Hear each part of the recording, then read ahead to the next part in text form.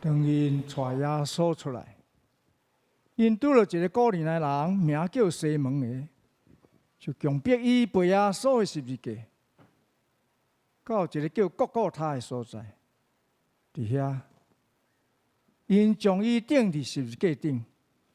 迄个是叫做受苦的路。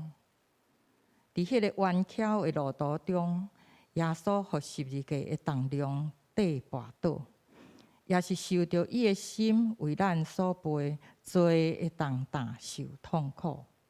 当耶稣伊的人对远远地看伊的时，伊已经完全为着世间人的罪，将家己的性命放杀了。